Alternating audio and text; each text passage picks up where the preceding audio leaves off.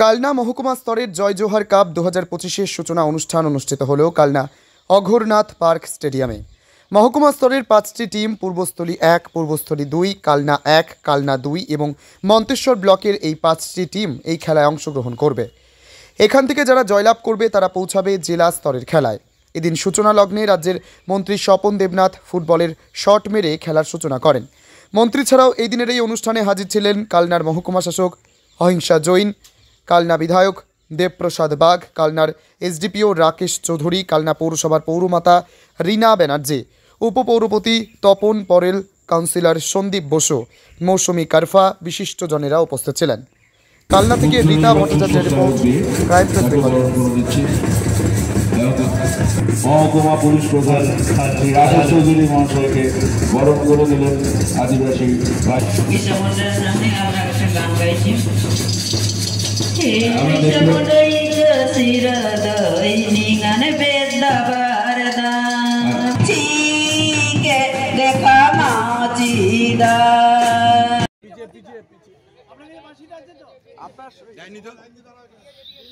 সরাসরি ভারতের মন্ত্রী সম্মানীয় স্বপন দেবনাথ মহাশয়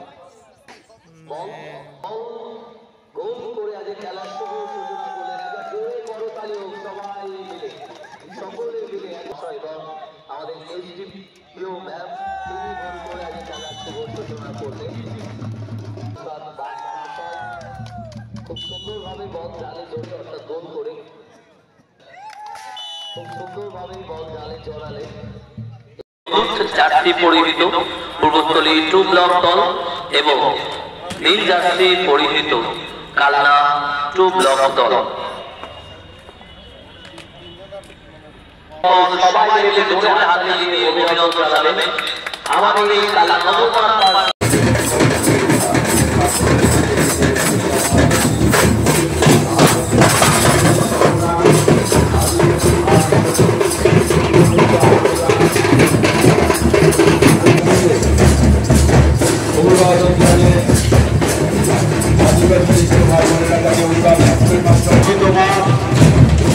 অঘোরনাথ চ্যাটার্জি তার মূর্তি মালনা করলেন আমাদের অঘোরনাথ পার্ক স্টেডিয়াম দেবনাথ মহাশয় তিনি আসতে এবং মন্ত্রীকে আসবেন এবং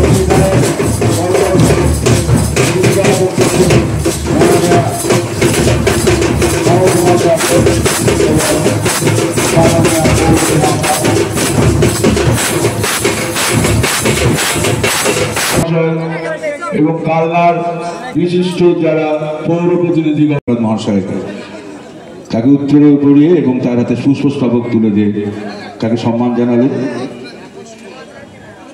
এরপর কালনা বিধায়ক শ্রী দেবপ্রসাদ বাগ মহাশয়কে উত্তরীয় পড়িয়ে এবং তার হাতে পুষ্পস্তবক তুলে দিয়ে তাকে সম্মান জানান। মহকুমা শাসক কালনা মহকুমা শাসক তাকে বরণ করে নিলেন আদিবাসী ভাই বোনেরা তার গলায় উত্তরীয় এবং তার হাতে পুষ্পস্তবক তুলে দিয়ে। এবং আমরা দেখতে পাচ্ছি যে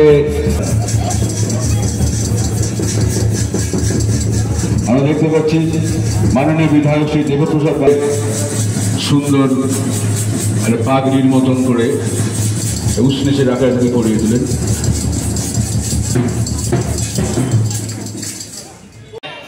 অনুপ্রেরণায় ধরতি আবা ভগবান বিরসা মুন্ডার 151তম জন্মবার্ষিকী পালিত হয়েছে পশ্চিমবঙ্গের সর্বোচ্চ আদিবাসী অধ্যুষিত এলাকায়।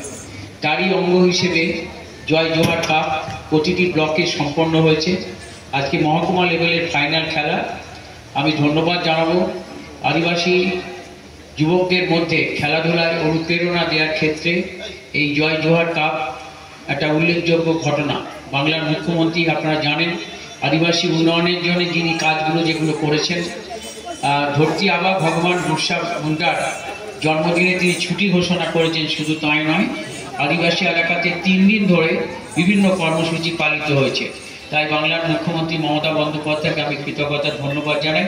এখানে কালনা মহকুমা শাসক অহিংসা জৈন রয়েছেন, এসডিপিও আমাদের রাকেশ চৌধুরী আছেন, আপনাদের প্রিয় বিধায়ক দেবপ্রসাদ বাগ আছেন কাউন্সিলর সন্দীপ এখানে রয়েছেন বসু, আমাদের নবনির্বাচিত চেয়ারম্যান আমাদের রীনা ব্যানার্জি রয়েছেন, তপন বোনের ভাইস চেয়ারম্যান আছেন, আবার অনেক কাউন্সিলররা সেখানে রয়েছেন। এছাড়া মহকুমার স্পোর্টস অ্যাসোসিয়েশনের নুরুল এখানে সম্পাদক ইত্যাদি রয়েছেন, বিসিডাব্লিউরা নিশ্চয়ই এখানে আছেন।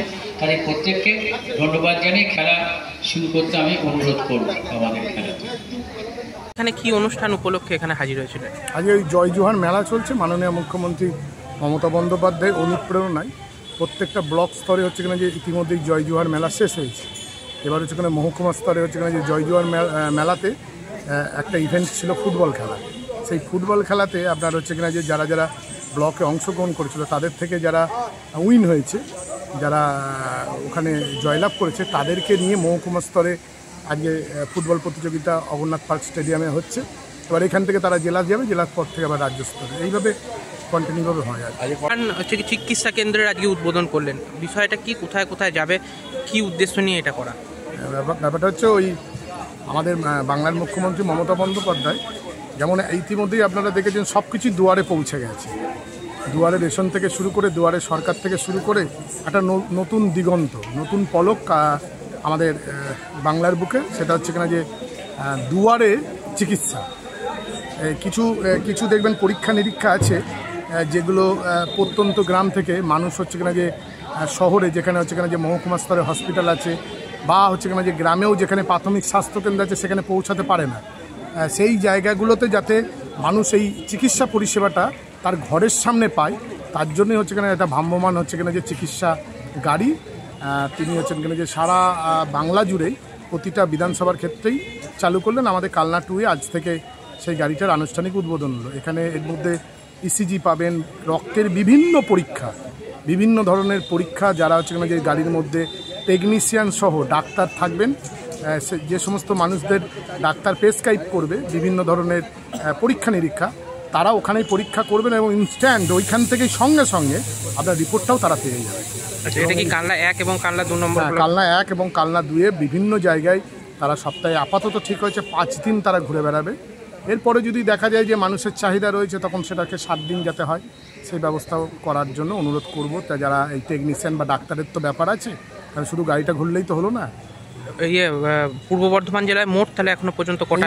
আমার কাছে যা খবর আছে 7টা বিধানসভাতে এসেছে, বাকি 16টা, মানে আমাদের তো 16টা বিধানসভা, 16টার মধ্যে এখন 7টা বিধানসভায় চালু হয়েছে, বাকিগুলোও এসে যাবে, কারণ সব বিধানসভাতে একটি করে গাড়ি যাবে।